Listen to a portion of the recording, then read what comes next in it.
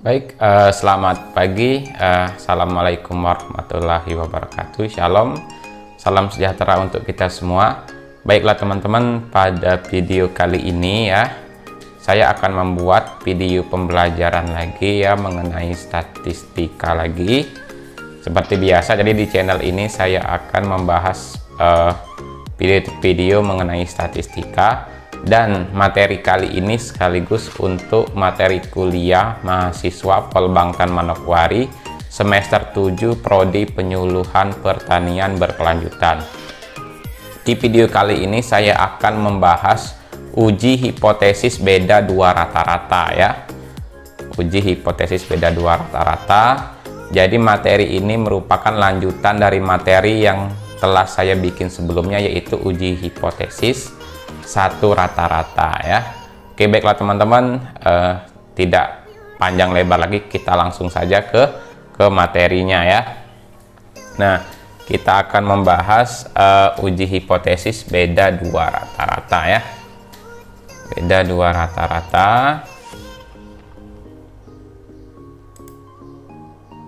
Nah, jadi uji hipotesis beda dua rata-rata itu ada dua ya, yaitu uji Z dan uji T ya. Nah, kapan kita menggunakan uji Z, kapan kita menggunakan uji T? Jika ya sampelnya berukuran besar ya, sampelnya berukuran besar berarti N ya itu lebih dari 30 ya. Jadi kalau dia kurang atau sama dengan 30, dia masih terhitung sampel kecil.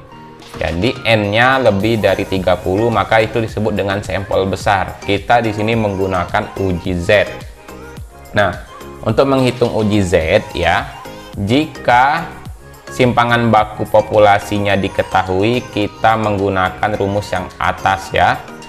Yang atas, Z0 sama dengan X1 bar dikurang X2 bar dibagi ya gamma X1 X2 ya.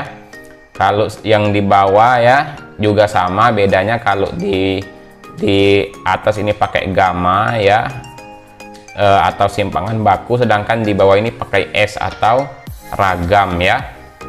Oke, kita ke contoh saja. Kita ke contoh. Nah, yang berikutnya adalah jika sampelnya berukuran kecil ya, atau N-nya kurang dari sama dengan 30, kita menggunakan uji T. Nah, untuk uji T itu sendiri ada uji T berpasangan ya, atau disebut dengan uji T dependent. Ada juga uji T tidak berpasangan atau independen. Untuk uji T yang tidak berpasangan ini ada dua ya, ada dua. Untuk data yang bersifat homogen kita menggunakan rumus yang ini ya. Untuk data heterogen kita menggunakan rumus yang ini. Nah, khusus untuk uji T itu sudah saya bikin di materi di video, udah lama saya bikin video uji T tidak berpasangan, uji T berpasangan sudah ada sekitar 1 tahun yang lalu saya bikin videonya di channel ini. Nanti linknya akan saya tampilkan di deskripsi.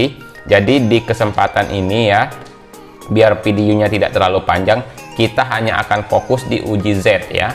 Kita hanya akan fokus di uji Z, sedangkan di uji T-nya sudah saya bahas dan linknya akan saya berikan di deskripsi ya.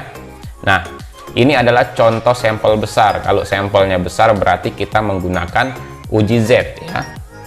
Ini seseorang berpendapat bahwa rata-rata jam kerja buruh di daerah A dan B sama, dengan alternatif ya A lebih besar dari B.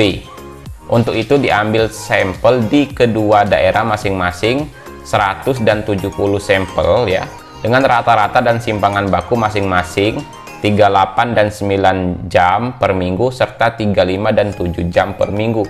Ujilah pendapat tersebut dengan taraf nyata 5%. Nah ya, jadi diketahui ya, N1 sebanyak 100 sampel, N2 sebanyak 70 sampel. Karena sampel N1, N2-nya lebih dari 30, maka dia termasuk sampel besar ya.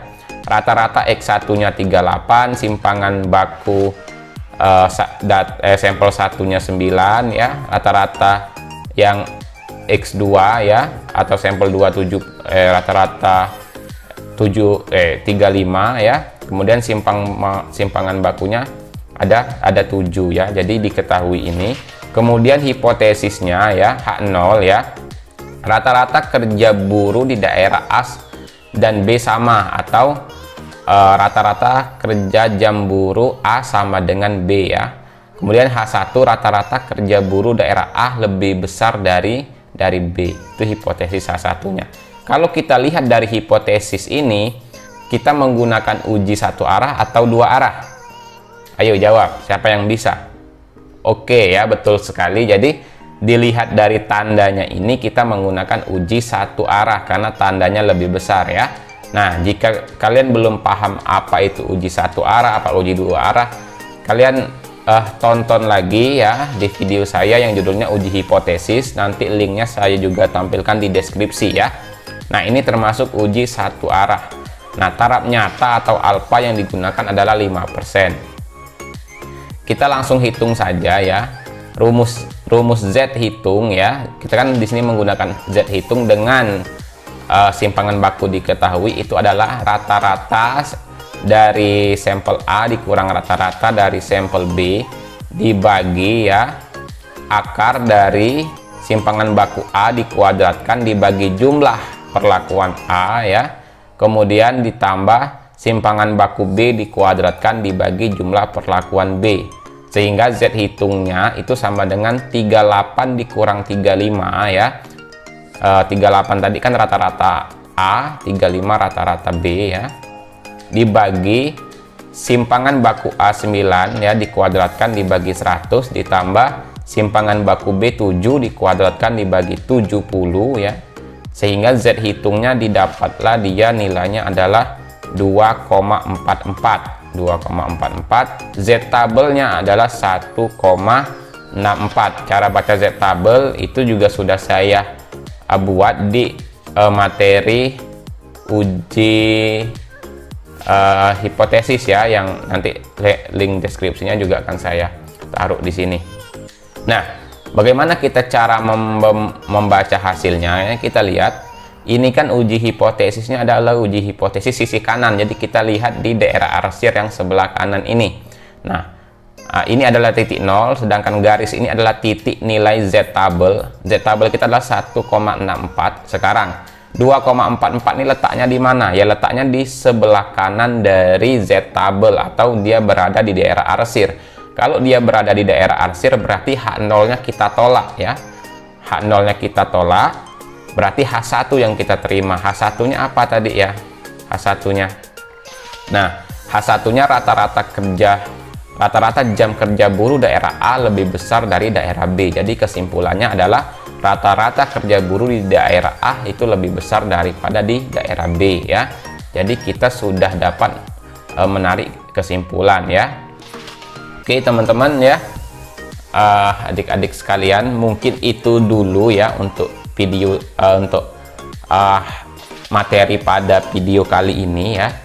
Mengapa saya materinya tidak panjang-panjang seperti di video sebelumnya? Karena ya saya khawatir kalau terlalu panjang, terlalu lama, karena kita belajar materi yang sifatnya itu apa ya, hitung-hitungan angka ya.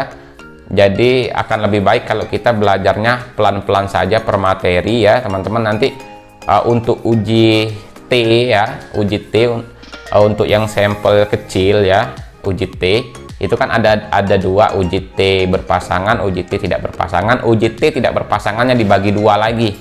Nah ya, nanti link deskripsinya akan saya taruh ya untuk uji T ya. Nah teman-teman, nanti ya saya akan juga membuat lagi untuk uji T-nya biar teman-teman lebih paham, tapi yang sudah ada teman-teman pelajari dulu. Jadi kita fokus dulu teman-teman ya. Oke, mungkin demikian dulu video kali ini. Jangan lupa untuk terus mendukung channel yang saya kembangkan ini dengan like, komen, dan mensubscribe. Oke, akhir kata, wassalamualaikum warahmatullahi wabarakatuh. Selamat pagi.